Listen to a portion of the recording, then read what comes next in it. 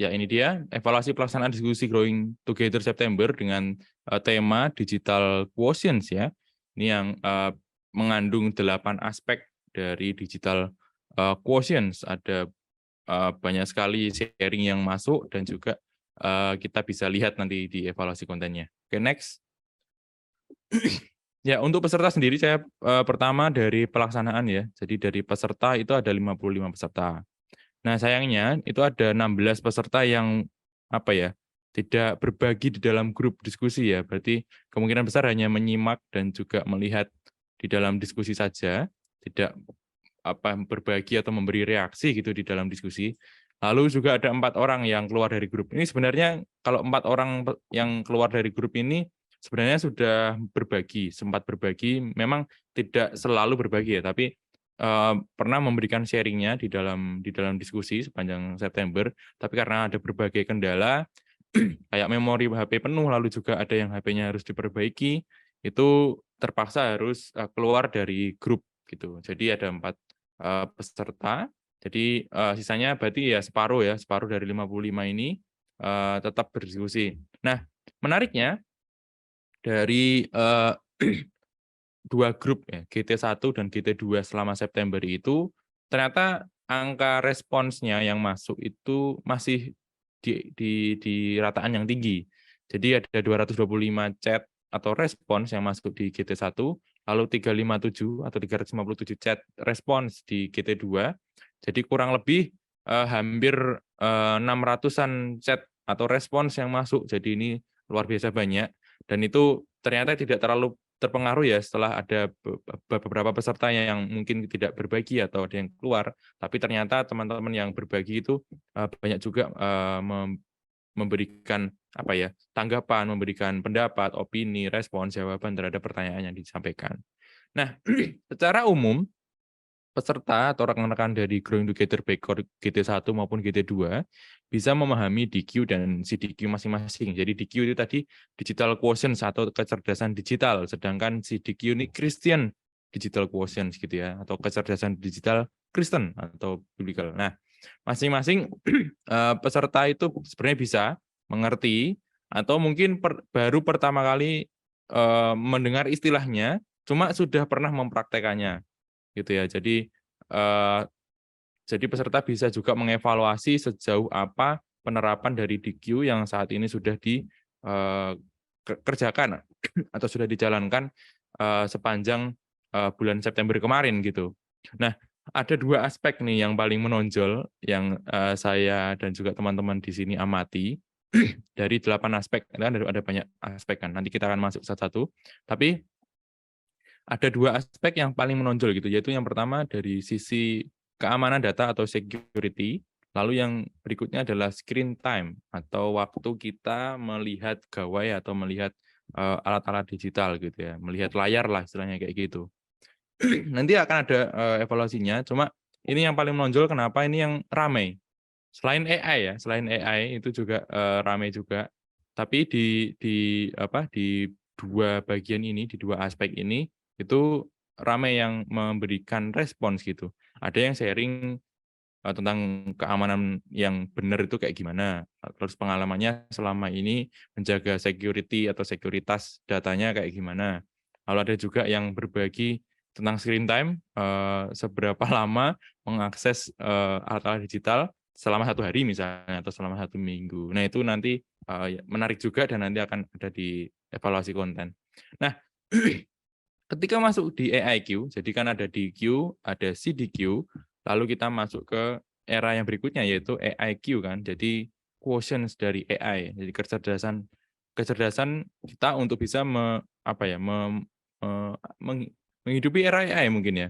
Nah, ini ada beberapa pro kontra yang terjadi gitu di dalam grup. Ada yang setuju ini bisa digunakan untuk kemuliaan Tuhan, ada yang tidak setuju, ada yang sangat ekstrim bahwa ini tuh tidak bisa sangat bertentangan dengan firman Tuhan, diminta untuk hati-hati. Namun kita tetap kembalikan ke prinsip awal kita yaitu IT for God atau IT untuk Tuhan dan tentunya AI sebagai bagian dari perkembangan IT itu sendiri dikembalikan, ditebus kembali untuk kemuliaan nama Tuhan. So AI for God, IT for God, dan AI for God. Itu untuk evaluasi pelaksanaannya. Saya juga secara pribadi sangat senang sekali bisa berdiskusi dengan rekan-rekan sepanjang September, dan untuk fasilitator yang sudah boleh menolong di dalam berjalannya diskusi sepanjang September. Saya juga terima kasih, baik fasilitator dari teman-teman Sabda maupun juga dari fasilitator partner nih, dari peserta-peserta juga yang berpartisipasi sebagai fasilitator partner menolong kami ada di sini untuk mengatur jalannya diskusi. Oke, terima kasih untuk semuanya, dan itu adalah evaluasi pelaksanaan kita. So, secara overall ini sebenarnya cukup sukses untuk bisa ngerti DQ, sejauh mana kita bisa memahami DQ, lalu bagaimana kita mengevaluasinya, dan langkah apa selanjutnya yang kita mau ambil. Oke, terima kasih. Nah, itu untuk evaluasi pelaksanaannya. Yang berikutnya adalah evaluasi konten diskusi ya. Jadi tadi pelaksanaannya gimana, apa yang terjadi, dan seterusnya. Nah, sekarang kita masuk ke dalam kontennya. Jadi kita akan masuk ke dalam aspek-aspek dari digital quotient yang di breakdown di setiap minggunya. Nah, dalam Growing Together, bagi yang mungkin baru pertama kali ikut, kita punya setiap bulan itu kan satu tema besar. Nah, karena satu bulan itu ada 4 minggu, kita membagi topik di setiap minggu itu satu. Jadi misalnya, bukan satu, maksud saya ada satu cang topik gitu ya, untuk bisa dibahas dalam satu minggu. Nah, di bulan September ini itu agak unik, karena biasanya kan Growing Together itu kan terdiri biasanya dari satu tema besar, lalu ada 4 topik yang bisa dibahas masing-masing di setiap minggunya. Tapi di DQ ini unik sekali karena kita membahas 8 aspek dari DQ, lalu diawali dulu dengan pengertian DQ, kita selalu membahas 8 aspek DQ, lalu mengarahkannya ke CDQ, dan setelah DQ, pertanyaannya adalah untuk AIQ seperti apa. Nah, itu yang menarik. Jadi ada 1, 2, 3, 4 minggu ya, yang ada di bulan September, termasuk minggu ini, minggu terakhir. Yang pertama itu, minggu pertama itu pengertian DQ, identitas digital, dan penggunaan waktu. Lalu yang kedua, itu etika, keamanan data, dan manajemen hak privacy. Lalu yang berikutnya, itu berpikir kritis atau critical thinking, rekam jejak atau digital footage, lalu berikutnya adalah kepedulian. Dan yang terakhir adalah digital quotient ke AI quotient. Nah, 8 aspeknya itu diawali dari 8 aspek DQ itu diawali dari identitas digital. Jadi 1 identitas digital, lalu penggunaan waktu yang kedua, berikutnya etika, keempat keamanan data, manajemen hak privasi itu kelima, lalu yang berikutnya, yang keenam adalah berpikir kritis, 7 rekam jejak kepedulian. Itu ya, jadi 8 aspek yang sudah dipelajari oleh rekan-rekan sepanjang bulan September. Oke, kita lihat satu-satu. Minggu pertama, kita membahas dulu, diawali dengan pengertian dari DQ. Jadi DQ ini secara umum lah ya, dari teman-teman itu dipahami sebagai kemampuan seseorang untuk memakai teknologi digital dengan cerdas, bijak, dan juga efektif. Nah, dalam perspektif Kristen, CDQ, DQ juga mencakup penggunaan teknologi digital yang selaras dengan nilai-nilai Kristen.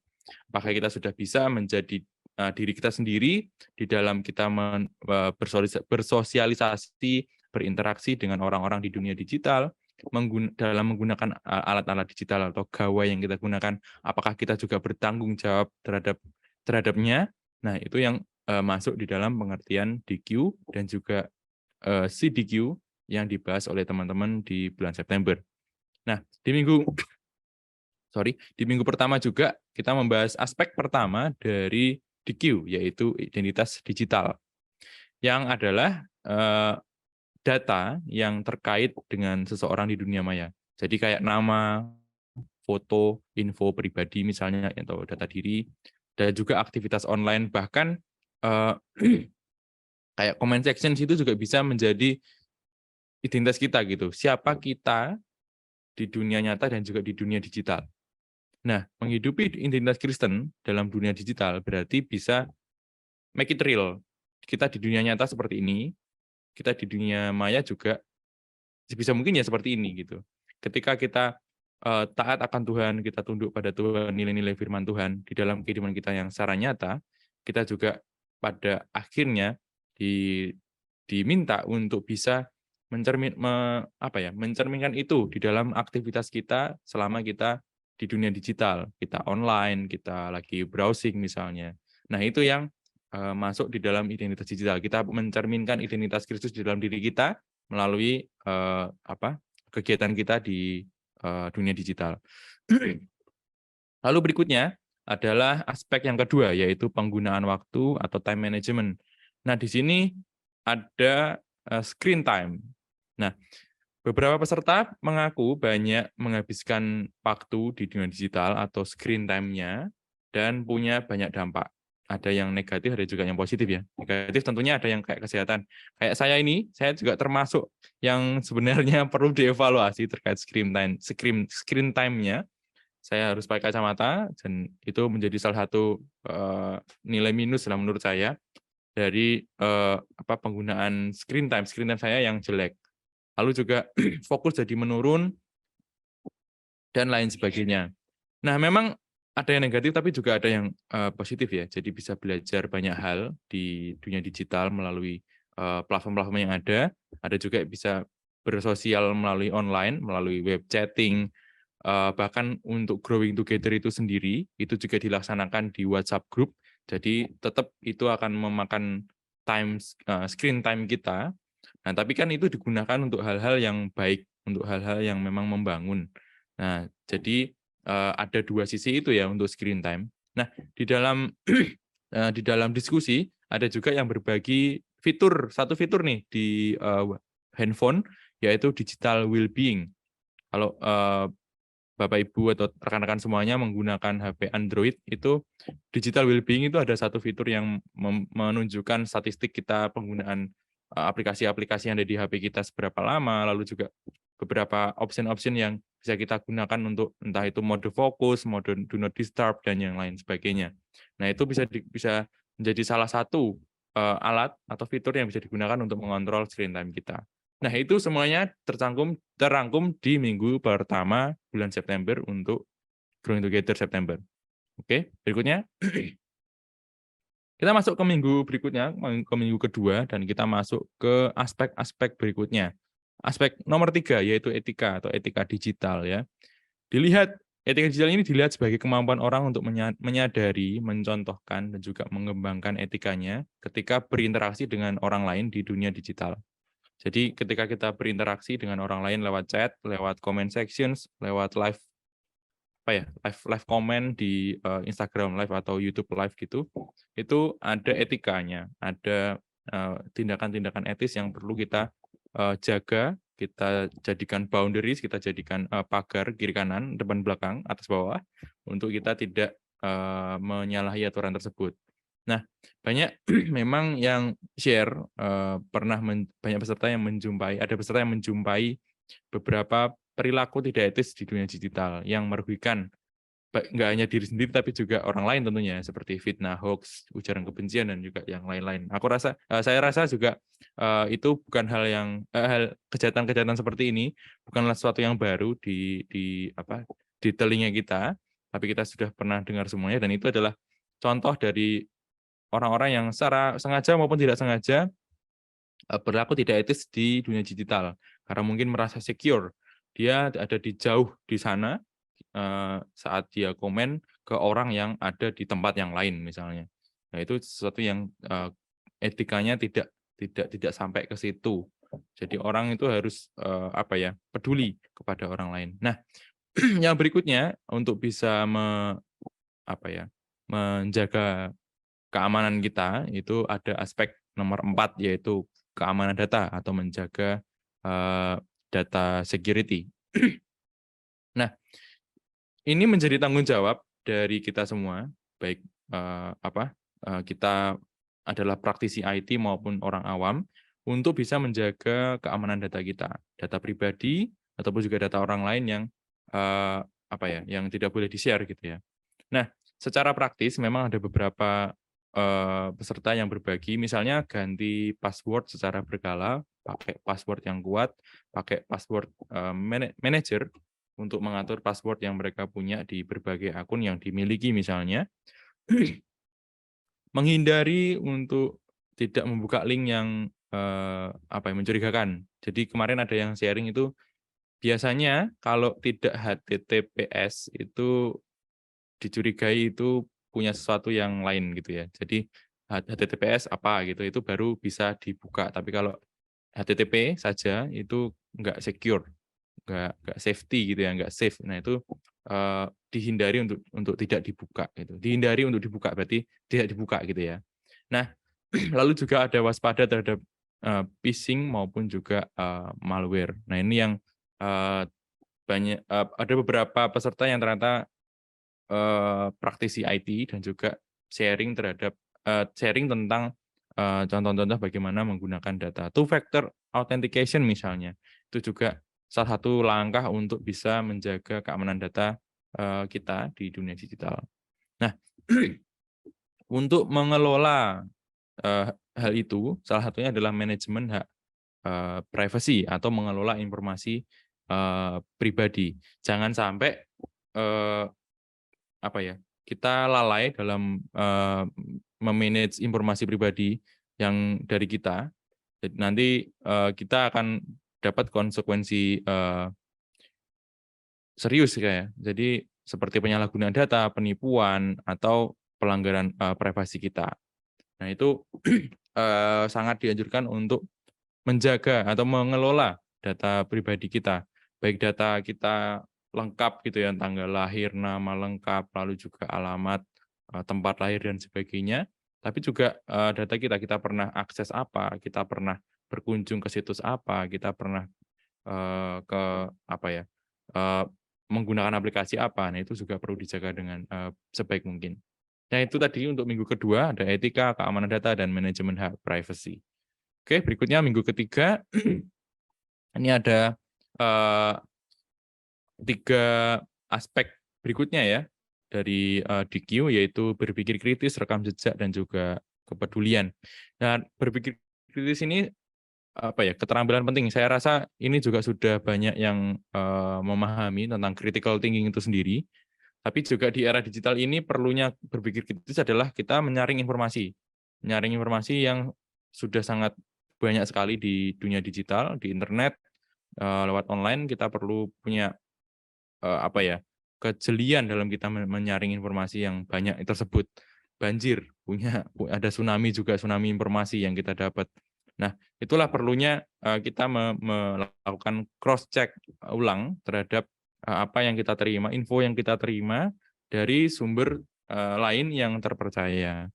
Nah, di aspek ini, kami juga bertanya, siapa nih tokoh Alkitab yang menjadi teladan dalam berpikir kritis? Ada yang mention Salomo dalam masa dia, yang terkenal dengan kebijaksanaan saat masa dia menjadi, raja ya.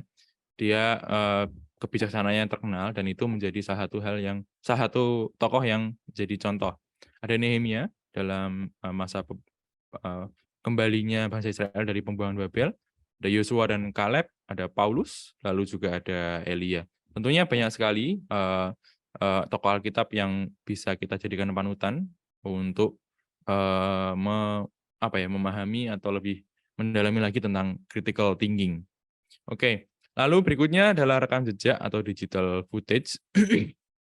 Semua yang kita lakukan di dunia online, baik, posting, baik itu story, status, link yang kita, share, komen yang kita bagikan atau yang kita tinggalkan di live chat atau di postingan orang lain dan yang lainnya, itu terekam.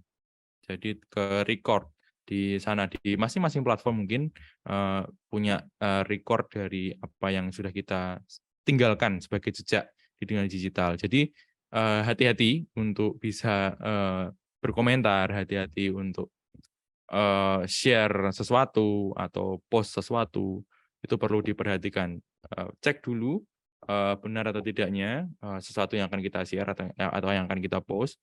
Lalu juga, kita perlu berpikir lagi sebelum kita menanggapi sesuatu. Jadi, kita perlu mungkin bahasa sederhananya berpikir 2 kali untuk bisa memberikan, komentar, tanggapan yang, kita akan tinggalkan di postingan orang lain, di acara live orang lain, di platform platform yang lain. Itu yang dari rekam jejak, tapi tentunya rekam jejak ini tidak serta-merta terus membuat kita jadi pasif. Karena kalau kita pasif pun, kita melihat satu yang tidak benar di postingan orang lain atau di, story orang lain, dan kita diam aja, kita juga salah. Nah, itulah perlunya hikmat, perlunya, critical thinking, perlunya kepedulian juga. Nah, kepedulian yang berikutnya, ada rasa empati. Lalu juga ada, partisipasi. Tadi salah satu partisipasi adalah kalau misalnya kita, benar-benar yakin dan sudah cek bahwa ada satu 2 mungkin postingan, cerita yang dibagikan, story dari seseorang yang kita follow, seseorang yang, punya connected dengan akun kita, dan itu kita tahu itu kurang benar atau tidak benar, kita bisa memberikan koreksi tentunya dengan banyak approach. Koreksi langsung, direct maupun, indirect dengan lewat DM, lewat komen di comment sections, atau, cara-cara yang lain. Nah, itu menjadi satu kepedulian. Jadi tidak hanya tidak mau meninggalkan rekam jejak, tidak mau meninggalkan jejak digital, tidak mau meninggalkan komen, bukan hanya itu, karena itu juga akan pasif dan itu tidak memberkati, tapi kita punya rasa peduli dan kita mau berbagi, menumbuh bersama-sama bertumbuh.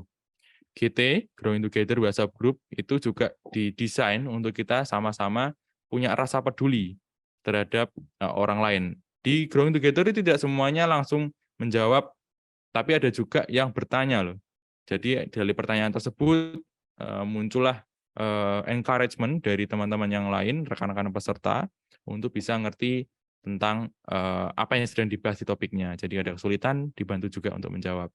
Itu adalah bentuk kepedulian dan sepanjang diskusi bulan September, kami juga merasa bahwa itu sudah tercermin melalui komentar-komentar yang rekan-rekan sampaikan. So, thank you sekali.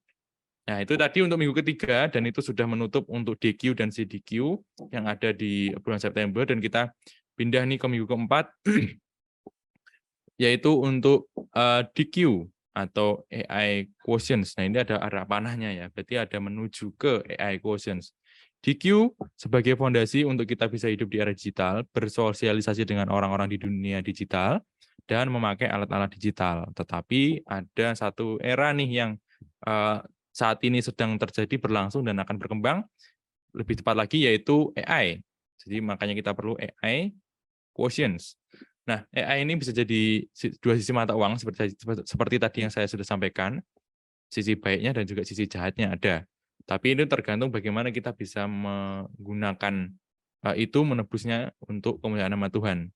Jadi AI ini, kalau kita mau punya satu paradigma yang baru, adalah satu asisten untuk untuk menolong kita dalam melakukan pekerjaan, sehari-hari. Dan tentunya kita bisa menggunakan AI untuk kemuliaan nama Tuhan. So, tadi ya saya mengulang lagi yang di awal ada IT for God dan AI for God. Jadi jangan, lalu takut, lalu pergi terus tidak mau menggunakan, tapi marilah kita bisa menghadapi ini sama-sama, kita cari, kita find out bareng-bareng dan kita use it, untuk kemuliaan, nama Tuhan. Jadi untuk kesimpulannya, sederhana saja, belajar DQ untuk hidup digital lebih bijaksana dan siapkan diri untuk mengarungi era AI yang sudah berlangsung dan akan terus berkembang ke depannya. So, terima kasih untuk, rekan-rekan semuanya sudah bergabung di dalam Growing Together bulan September dengan tema Digital Quotients. Dan saya mengucapkan terima kasih juga untuk rekan-rekan, Sabda yang sudah menolong sebagai fasilitator maupun bagian administrasi, lalu juga rekan-rekan yang sudah menolong di bagian fasilitator partner yang menolong tim Sabda juga mengatur jalannya diskusi. Terima kasih, semuanya, dan berikutnya kita akan masuk, untuk sesi dari, Ibu Evi, yaitu untuk, kita akan di-refresh sedikit nih tentang, WAG Growing Together itu seperti apa, visi misinya dan lain sebagainya. Nanti akan disambung untuk pemaparan materi Growing Together bulan Oktober. Silakan Ibu Evi.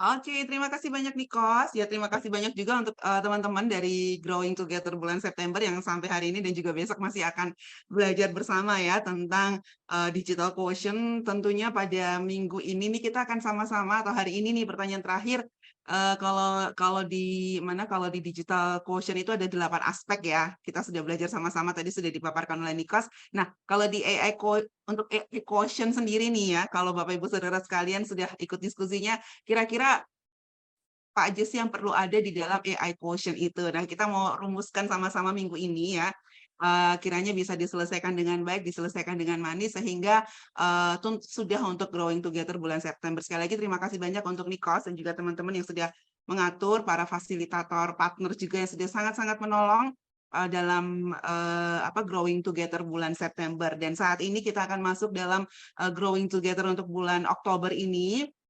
Dan saya lihat di sini juga ada beberapa rekan yang baru pertama kali mengikuti Growing Together, jadi sepertinya, wajib ya, kita harus selalu menginformasikan kenapa sih Yayasan Lembaga Sabda mengadakan, Growing Together ini yang sudah dilaksanakan, sejak awal tahun 2023 ini ya, bersyukur ya. Nah, salah satu latar belakang yang sangat kuat yang kami lihat adalah, kita sebagai orang Kristen pasti tidak bisa hidup sendiri, sebagai orang Kristen kita akan selalu saling terhubung, saling membutuhkan walaupun tadi ya kita sudah sangat, terbantu dengan teknologi untuk melakukan komunikasi, interaksi dan sebagainya, tetapi, tetap saja ya kita sebagai orang percaya harus terus, terhubung, harus terus bisa berelasi satu sama lain dan itulah kerinduannya ya, bagaimana dengan kemajuan teknologi ini ya, dan juga kemajuan, dunia ini saat ini kita sebagai orang Kristen bisa hidup dalam zaman yang berubah pesat saat ini. Sehingga kami melihat sangat-sangat dibutuhkan adanya satu komunitas yang sangat kuat, ya komunitas anak-anak Tuhan yang sangat peduli satu sama lain, supaya kita bisa sama-sama membagikan pengalaman kita, membagikan hidup kita ya, bagaimana menjalani atau menghadapi kehidupan yang berubah cepat ini. Sehingga ada satu visi yang kami tetapkan untuk Growing Together ini adalah supaya ada komunitas Kristen yang sehati dan sepikir untuk bertumbuh di dalam Kristus, dengan misinya adalah belajar dan berbagi, bertumbuh dalam kasih Kristus, dengan mendiskusikan topik-topik yang relevan dengan kehidupan Kristen yang berpusatkan pada Kristus. Sehingga ya, semua anggota di sini bisa menikmati hidup Kristen yang up to date ya, tetap up to date ya, tetapi penuh sukacita dan juga tetap kembali kepada firman Tuhan, itulah tujuannya. Sehingga kalau kita bisa lihat dari awal sampai dari awal adanya Growing Together sampai bulan September ini, tema-temanya bukan tema-tema yang klasik-klasik gitu aja ya, tema-temanya selalu kami angkat yang bisa relevan ya, sesuatu yang kekinian, sesuatu yang perlu kita menjadi PR kita bagi orang percaya ya, bagaimana menghadapi perubahan zaman yang begitu pesat ini. Dasar dasar firman Tuhan yang kami gunakan dalam membentuk Growing Together ini ada di dalam Amsal 27 ayat 17, yaitu besi menajamkan besi, orang menajamkan sesamanya. Walaupun teknologi sudah begitu berkembang dengan sangat pesat, dengan sangat baik, tetapi bagaimana pengalaman kita menggunakannya, bagaimana pengalaman kita hidup bersama ya, dalam era yang begitu maju ini, era yang teknologi yang begitu pesat ini, harus kita bagikan supaya sama-sama kita bisa saling menajamkan, saling membangun ya, dan sama-sama bisa mendorong saling untuk memuliakan Tuhan. Ya, pada bulan Oktober ini kita akan sama-sama membahas satu tema yang baru, yaitu Growing Together dengan temanya keluarga era digital. Nah, tema ini sendiri sebenarnya sudah kami informasikan dalam Growing Together bulan September yang lalu. Sebelum kami menginformasikan apa sih temanya Growing Together bulan September, yaitu Digital Quotient, kami membukanya satu latar belakangnya adalah karena pada bulan Oktober ini kita akan membahas ya topik tentang keluarga era digital. Mengapa? Karena bulan Oktober ini diperingati sebagai kebanyakan gereja memperingati bulan Oktober ini sebagai bulan keluarga. Bagaimana di gereja Bapak Ibu Saudara sekalian? Sudah dipersiapkan untuk kegiatan-kegiatan bulan keluarga? Ada? Mungkin bisa share di live chat. Ada atau tidak nih kegiatan bulan keluarga pada bulan Oktober? Ya, saya yakin pasti ada ya. Saya yakin pasti beberapa gereja sudah mempersiapkan ya, baik itu seminar, ada yang membuat lomba-lomba, atau ada yang melakukan kuis-kuis, kuis Alkitab dan sebagainya. Ada yang mungkin akan ada kegiatan untuk retreat keluarga ya. Biasanya itu dilakukan setiap bulan Oktober ini. Pak Yusuf Bako mengatakan ada di gerejanya. Wah, selamat mempersiapkan ya. Dan kiranya keluarga juga bisa menikmati.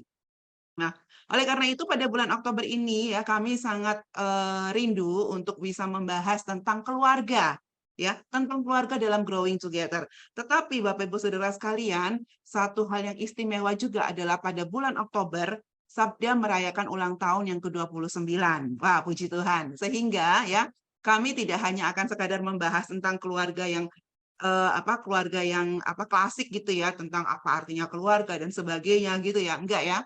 Tetapi kami sungguh rindu supaya ini tetap relevan dengan ulang tahun Yayasan Lembaga Sabda ya, yaitu, pada tahun ini kami sangat concern dan kami sangat rindu untuk membawa masyarakat Kristen Indonesia bisa melihat bagaimana perkembangan teknologi yang begitu pesat ini terus digunakan untuk kemuliaan nama Tuhan, salah satunya adalah AI, for God. Sehingga kami memutuskan ya pada bulan Oktober ini ya, ada bulan keluarga, lalu juga ada ulang tahun Yayasan Lembaga Sabda, kami rindu untuk mengadakan Growing Together dengan tema atau topiknya adalah keluarga era digital. Dan bersyukur ya, sepanjang bulan September peserta sudah belajar, peserta sudah berbagi tentang arti digital yang sehat, dan ini menjadi dasar yang sangat penting untuk kita bisa masuk untuk membahas tentang keluarga era digital ini. Nggak masalah, nggak usah khawatir bagi teman-teman yang saat ini baru baru saja mendaftar, belum mengikuti Growing Together yang bulan September, karena tadi Niko sudah memberikan rangkuman yang cukup baik, nanti kami juga akan membagikan materinya, sehingga nanti kita bisa tetap di track yang sama gitu ya, kalau teman-teman yang belum ikut Growing Together September. Karena nanti topik-topiknya juga pasti akan tetap bisa diikuti ya, karena ini adalah berbagi pengalaman. Dan kalau saya mau mengulang lagi ya, tadi sudah dikatakan Nikos ya, bagaimana kesehatan digital, itu yang pertama ada identitas, kedua tentang penggunaan waktu, ketiga tentang etika, tentang keamanan data, lalu kelima hak privasi, keenam tentang berpikir kritis ya, yang ketujuh rekam jejak, dan juga yang kedelapan tentang kepedulian selama kita melakukan kegiatan di dunia digital. Ya, itu sudah dipelajari oleh semua peserta, tadi sudah dirangkum dengan baik oleh Nikos. Nah, pada bulan Oktober ini kita akan sama-sama membahas empat topik lagi dari tema keluarga era digital ya. Topik-topik tersebut ya, yang pertama adalah kondisi keluarga para era digital ini bagaimana? Ya, bagaimana literasi digital dalam keluarga kita, yang kedua tentang tsunami digital, yang ketiga tentang media sosial dalam keluarga dan masa depan keluarga era digital ini. Nah, untuk topik yang pertama itu akan kita bahas pada minggu pertama ini ya. Dalam topik ini sendiri kita akan sama-sama melihat bagaimana sih literasi digital dalam keluarga kita masing-masing. Kita akan saling sharing pengalamannya seperti apa, kesulitannya bagaimana nih kita membangun keluarga kita, keluarga yang era digital saat ini ya, pada era digital.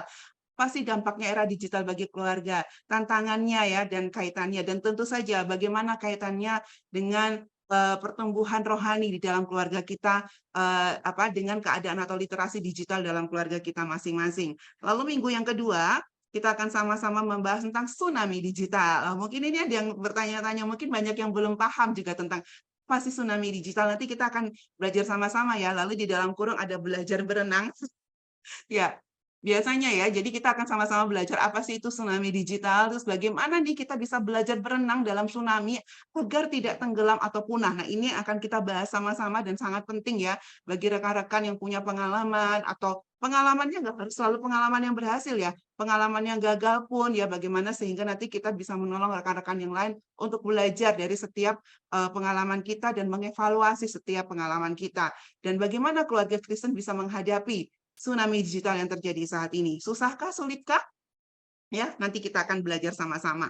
Lalu yang ketiga, kita akan melihat bagaimana tentang media sosial dalam keluarga. Apa sih dampak media sosial bagi keluarga? Bagaimana kita bisa menghadapinya? Apa sih solusi dari pengalaman, berdasarkan pengalaman teman-teman semua? Ide-ide kreatif apa sih yang bisa kita lakukan sehingga anak-anak kita ya, atau kita sendiri, mungkin ada yang sini orang tua masih muda gitu ya, masih muda, jadi kan juga sangat aktif dalam media sosial, bagaimana bisa punya ide-ide kreatif sehingga walaupun hidup di dalam media sosial, tetapi kehidupan kita di dalam keluarga juga bisa bisa terjalin dengan sangat baik. Lalu yang berikutnya adalah masa depan keluarga era digital. Seperti apa sih kalau lihat di gambar ini ya, gambar yang saya pilihkan, saya sangat suka dengan gambar ini. Itu ceritanya ada robot AI. Apakah nanti keluarga masa depan akan seperti itu, masing-masing akan dilayani oleh robot?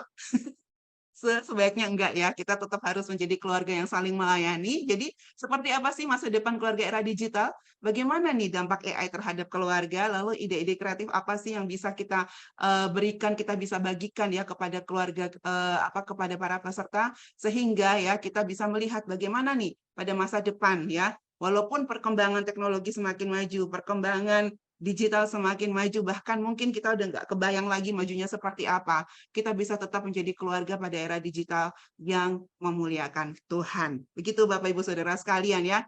Kami berharap ya dengan topik-topik dari Growing Together bulan Oktober ini kita bisa membangun keluarga era digital yang sehat, khususnya keluarga Kristen era digital yang memuliakan Tuhan, sehingga kita bisa sama-sama nih saling mendorong untuk mewujudkan Indonesia, mewujudkan keluarga Kristen, mewujudkan gereja yang sehat digital, dimulai dari diri kita sendiri dan dimulai dari keluarga kita ya. Jadi Bapak Ibu Saudara sekalian, silahkan join ya dalam Growing Together bulan Oktober ini. Masih terbuka kesempatan, pendaftaran masih dibuka sampai hari Minggu. Kalau mau belajar bareng, mau sharing bareng ya, di sini tidak ada yang paling pintar, tidak ada yang hanya follower, enggak, semua bisa bersuara memaparkan setiap pengalaman yang telah Tuhan berikan menjadi kesaksian dan menjadi bekal untuk kita bisa membangun keluarga era digital pada masa depan yang memuliakan Tuhan. Ya, sekali lagi selamat mengikuti Growing Together bulan Oktober dan selamat memasuki bulan keluarga. Tadi ada yang bilang bulan bulan di gereja saya bulannya bukan bulan keluarga tetapi bulan komunitas. Sama ini ya.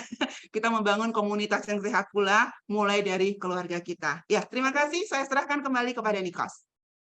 Ya, terima kasih Bu Evi. Yo, luar biasa sekali pemaparannya. Jadi ini membangkitkan semangat kita semua juga ya. Bu Veronica juga sudah semangat nih Bu. Wow, keren, seru. Lalu juga Bu Linda Toli juga bilang sangat membangun keluarga Kristen. Oke, ini ada sharing sedikit dari juga Bu Linda Toli. Kami GKI di Tanah Papua, bulan Bina Keluarga, bulan September. Nah, dan kegiatan dilakukan antara lain adalah mesbah doa keluarga, ada retreat untuk pasangan suami istri, retreat untuk para pelayan, dan esok kami akan mengakhirinya dengan ibadah bersama. Luar biasa Bu Linda Toli, dan bulan Oktober nanti jangan lupa ya, kalau meskipun bulan keluarganya udah September, tapi nggak apa-apa untuk bisa dilanjut ke keluarga digital, untuk bisa gabung lagi di Growing Together di bulan Oktober tentang keluarga pada era digital. Oke, terima kasih. Nah, kita akan masuk ke pemaparan pengarahan teknis diskusi ya, dan kesempatan melayani yang kami buka untuk para fasilitator partner nantinya. Nah, bisa next slide. Bagi rekan-rekan yang mungkin baru pertama kali mengikuti pengarahan Growing Together ini, jadi Growing Together ini tidak hanya berhenti di Zoom ini saja. Jadi Zoom sekali ini itu adalah untuk melakukan evaluasi Growing Together yang dilakukan pada topik atau tema sebelumnya, sedangkan itu juga, Zoom ini juga menjadi Zoom untuk pengarahan di bulan berikutnya atau di tema berikutnya. Nah, secara bentuk, kami bentuknya adalah WhatsApp group. Jadi mungkin ada yang juga pengalaman dari beberapa kali kami mengadakan Growing Together itu bertanya, Growing Together ini harus diskusinya lewat Zoom ya Kak? Enggak, tapi lewat WhatsApp group.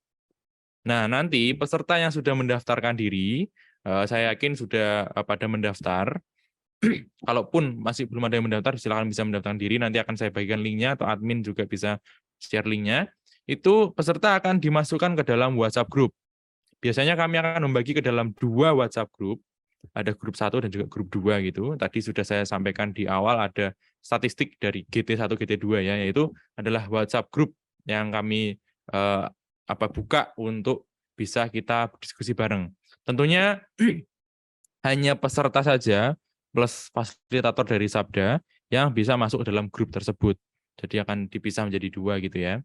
Nah, ini sifatnya tertutup dan bersifat keluargaan. Jadi kita tidak buka untuk semuanya, tapi kita benar-benar hanya untuk para peserta yang sudah mendaftarkan diri dan sifatnya kekeluargaan. Jadi kita tidak akan kick teman-teman. Tadi ada 4 orang yang keluar itu karena request untuk keluar.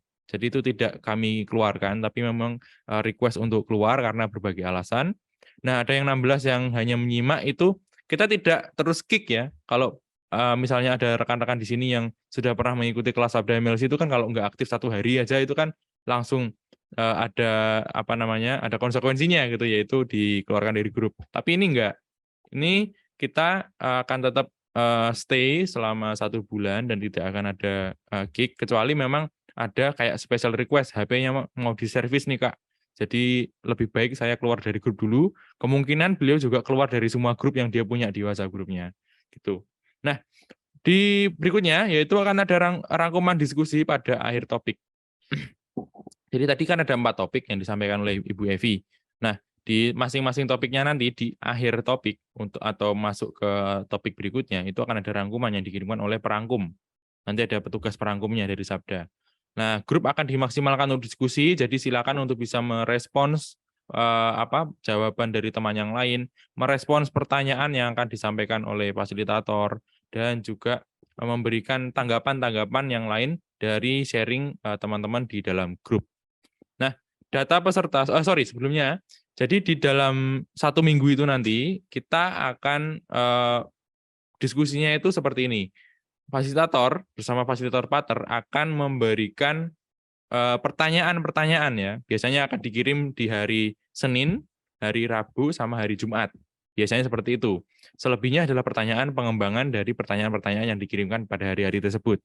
Nah, itu bisa dijawab, lalu ketika ada teman yang jawab yang lainnya bisa direspons. Seperti itu. Jadi tidak hanya menjawab pertanyaan selesai gitu ya, tapi perlulah kita bisa merespons jawaban sharing dari teman-teman yang lain juga supaya saling menajamkan itu tadi. Prinsipnya kan besi menajamkan besi dan kita orang menajamkan sesamanya. Jadi kita perlu menajamkan sesama kita. Nah, karena untuk memaksimalkan tersebut, data peserta supaya nanti bisa lebih maksimal, kita supaya nggak salah sebut gitu ya, ini ibu atau bapak misalnya, nah itu akan dikirim oleh admin di grup di awal minggu sebagai perkenalan di awal gitu, nanti akan dikirim datanya oleh Kak Mei sebagai admin. Nah, untuk diskusi ini sepanjang bulan Oktober dan bulan-bulan yang lainnya memang tidak ada sertifikat, karena ini bukan kelas, ini bentuknya kami komunitas untuk tumbuh bersama, jadi tidak menggunakan atau tidak akan dapat sertifikat. Oke, berikutnya. Nah, tergantung peserta yang mendaftar, sejauh ini yang saya dapat informasi itu ada 40 peserta yang saat ini sudah resmi mendaftarkan diri. Saya tidak tahu apakah itu nanti akan berguguran atau seperti apa, tapi tergantung peserta yang mendaftar. Biasanya kami akan membagi ke dalam 2 kelompok atau 2 WhatsApp group, yaitu GT1 Oktober dan GT2 Oktober.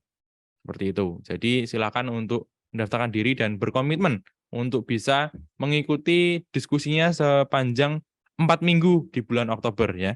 Jadi diskusinya akan berlangsung selama 4 minggu di bulan Oktober dengan masing-masing minggu akan dengan topik-topik yang tadi sudah disampaikan. 1 minggu, 1 topik, dan pertanyaan-pertanyaan yang akan ada di bawahnya. Oke, lalu ada juga aplikasi pelajaran, itu dibahas di minggu terakhir diskusi biasanya, atau di hari terakhir di setiap minggunya.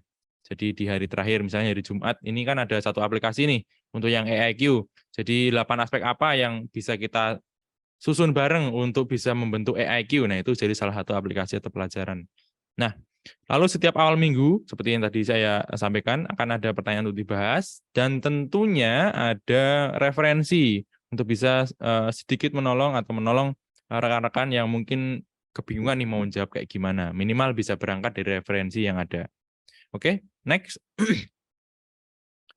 Nah, ini kami juga mendorong peserta untuk semuanya berkomitmen untuk saling mendukung, menghidupkan dinamika diskusi kelompok, untuk saling berbagi, dan kami tidak memberikan requirement yang terlalu berat sebenarnya, karena minimal peserta boleh muncul 2 kali dalam seminggu, dan bebas memilih waktu diskusi yang sesuai dengan waktu yang teman-teman bisa. Jadi kelasnya dibuka sampai malam, jadi kecuali hari Minggu kita buka terus.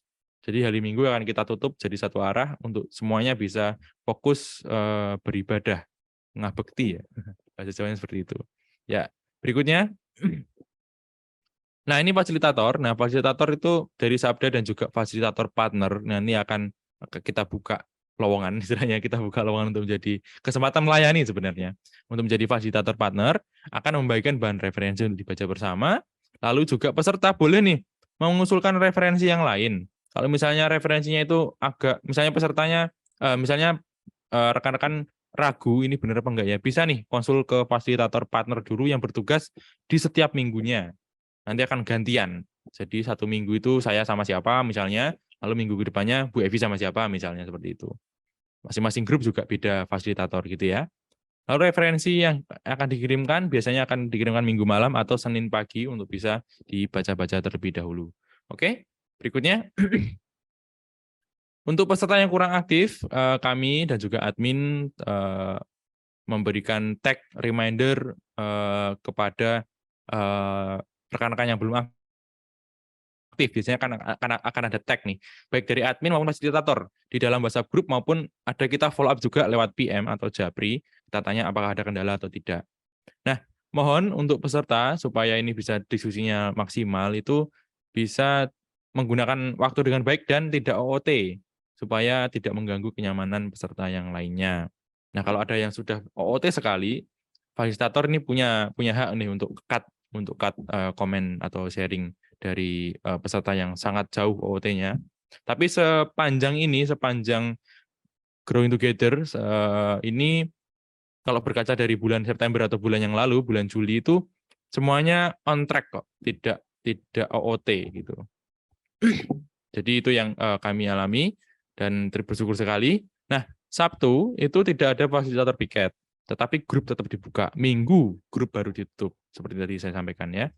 Oke, berikutnya.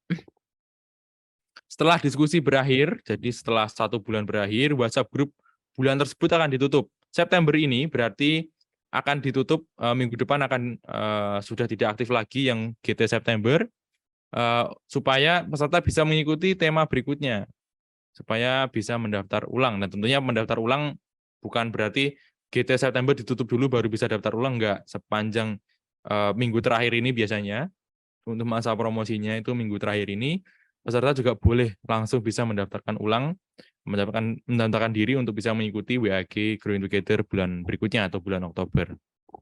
Yang enggak daftar ulang, biasanya kami tidak akan masukkan dalam grup, karena kami juga enggak tahu mau gabung atau enggak. Tapi biasanya ada juga yang follow up ke admin untuk bisa didaftarkan, itu juga boleh, ke grup WhatsApp group Growing Together. Namun, kalau pendaftarannya sudah kami tutup, tentunya sudah tidak bisa lagi join ya, untuk join di WhatsApp group.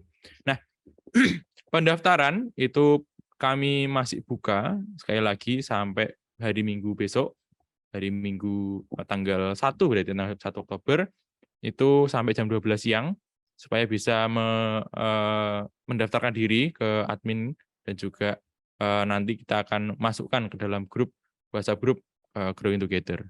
Next. Tema setiap bulan, itu bagi yang belum relate dengan Growing Together, setiap bulan itu akan ganti temanya gitu ya. Jadi kalau bulan kemarin ada DQ atau Digital Quotient, bulan depan keluarga era digital. Nah, pada 27 Oktober akan diadakan Zoom evaluasi untuk GT Oktober kayak gini, evaluasi Zoom seperti ini, dan juga pemaparan untuk menjadi peserta baru di GT November. Oke, jadi berjalan terus, kita akan growing terus. Oke. Nah, sebagai informasi, PIC atau penanggung jawab dari Growing Together ini adalah divisi komunitas di Yayasan Lembaga Sabda, beserta tim admin dan juga fasilitator, ada saya, ada Bu Evi, ada Kak Re, ada Mas Bima, ada Mbak Mi, ada Kak Rode, ada Kak Roma, dan juga ada Tere. Tentunya kami tidak hanya jadi fasilitator, ngirim pertanyaan, selesai tugas kami. Tapi kami juga menjadi peserta, kami juga sharing apa yang bisa kami pelajari dari pendapat-pendapat dari peserta yang lainnya juga. Ada juga fasilitator partner dari peserta. Oke, next. Kontak kami jika Bapak Ibu sekalian memiliki pertanyaan terkait Growing Together di WhatsApp grup 0821 313 3315 dan email kusuma@increase.net. Lalu untuk arsip Growing Together itu bisa disimak juga di situs murid21.org/komunitas. Di situ ada arsip dari Growing Together tahun ini. Jadi sejak bulan Februari lalu sampai yang terakhir ini. Oke. Terima kasih. Dan ini adalah kesempatan melayani untuk fasilitator di Growing Together. Kami membuka saja bagi rekan-rekan yang ingin menyediakan diri menjadi fasilitator partner, menolong kami sebagai fasilitator di Growing Together. Berikutnya. Nah, ini jadwalnya. Tugasnya itu sudah tadi saya paparkan. Jadi apa ya, mengirimkan pertanyaan. Tentunya pertanyaan nanti akan dari kami, akan kita bagikan ke fasilitator partner, lalu juga meramaikan diskusi, mengarahkan diskusi, bekerja sama dengan fasilitator partnernya, dan lain sebagainya. Nah, ini untuk jadwal fasilitator Oktober. Mohon maaf, ini tanggalnya masih September ya. Jadi untuk minggu pertama, intinya seperti itu. Minggu pertama akan ada saya dan juga Kak Mei. Lalu ada di minggu kedua, kami buka kesempatan melayani itu ada 6. Gitu ya. Jadi ada di minggu kedua, minggu ketiga, dan minggu terakhir. Ya, mohon maaf karena belum kami edit yang September ini, tadi lupa ke save. Oke. Berikutnya. Ya, ini kami mengucapkan untuk bisa selamat bertumbuh bersama di Growing Together bersama-sama dengan teman-teman di Growing Together, dan seru kok, seru di Growing Together, banyak sekali teman-teman yang boleh membagikan pengalamannya, ilmunya, pengetahuannya, pendapatnya untuk bisa bertumbuh bersama-sama. So, selamat bertumbuh bersama di Growing Together untuk semuanya.